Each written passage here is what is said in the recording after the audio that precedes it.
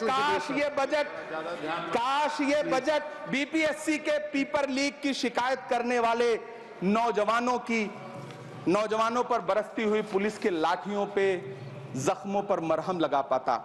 सभापति महोदय, पिछले 80 दिन से 70 साल का एक बुजुर्ग एमएसपी की लीगल गारंटी मांगता हुआ आमरण अनशन पे बैठा हुआ है।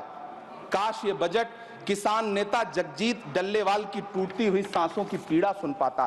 काश ये बजट प्रतियोगी परीक्षाओं की तैयारी के लिए दिल्ली, कोटा, पटना, अहमदाबाद जैसे शहरों में, इलाहाबाद जैसे शहरों में किताबों के साथ गल रहे युवाओं के सपनों को जिंदगी दे पाता। काश ये बजट वंदे भारत के सुनहरे विजुअल के बजाय देश की गरीब जनता को कुछ और पैसेंजर ट्रेनें दे पाता। काश ये बजट सीनियर सिटीजन को ट्रेन टिकटों में मिलने वाली रियायतें वापस लौटा पाता जिनको सरकार ने कोविड के नाम पे छीन लिया था।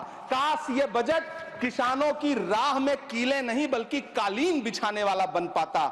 काश ये बजट सरकारी मालिकों को यह समझा पाता कि नेहरू को कोसने से अर्थव्यवस्था नहीं सुधरेगी, उसके लिए डॉक्टर मनमोहन सिंह साहब की अर्थ नीति अपनानी पड़ेगी। पिछले 11 साल से नेहरू जी को कोस रहे हैं, आखिर कब तक कोसिएगा? थोड़ा पंडित नेहरू जी के बारे में पढ़िए, तब पता चले कि पंडित नेहरू की शख्सियत का नाम है। दुनिया का पहला ऐसा राजनेता जिसने अपनी जिंदगी की आजादी के लिए, देश की आजादी के लिए 3259 दिन अंग्रेजों की जेल में बिताए। पंडित नेहरू एक ऐसे महान शख्स जिनके पिता पंडित मोतीलाल नेहरू, जिनकी बहन विजय लक्ष्मी पंडित, जिनके बहनोई पंडित रंजीत सीताराम, जिनकी बेटी इंदिरा गांधी, जिनके दामाद फिरोज गांधी, सब ने अंग्रेजों से लड़ते हुए स्वतंत्रता आंदोलन में जेल काटी। आप किस मुंह से उनकी लकीर छोटी करने की बात करते हैं?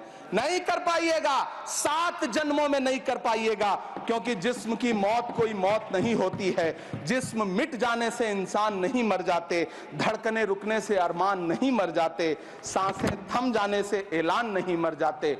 जिस्म की मौत कोई मौत नहीं होती है। सभापति महोदय, मैं आपके सामने खड़ा होकर के एक बहुत छोटी सी कहानी सुनाना चाहता हूं कि महान बादशाह सिकंदर ने जब यूनान फतेह किया तो जीत का जश्न मनाने के लिए शहर की सड़कों पर निकला।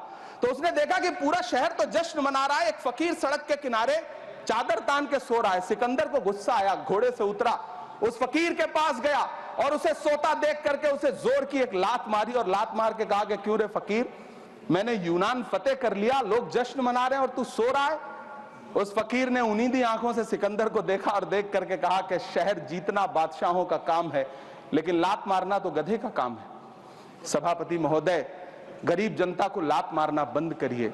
ये अमीरों के लिए बनाया गया बजट है, ये निराशाजनक बजट है। हम अमृतकाल सुनते आ रहे थे, ये अमृतकाल इतनी जल्दी समाप्त हो गया कि अब अमृतकाल का कोई नाम तक नहीं लेना चाहता है। इसलिए मैं इस सदन में खड़ा होकर के देश की वित्त मंत्री महोदया से कहना चाहता हूं कि आपने अल्पसंख्यकों के बजट में जो कटौती की है उसको बहाल करिए। आपने मनरेगा को जो स्थिर रखा है उसका घाटा 9,754 करोड़ है, कम से कम उतना बढ़ा करके फिर से उसे बहाल करिए। नौजवानों के लिए रोजगार दीजिए, किसानों को एमएसपी की लीगल गारंटी दीजिए। यही मैं आपसे अपील कर रहा हूं। धन्यवाद सर, आपने इतना जो समय दिया उसके लिए शुक्रिया।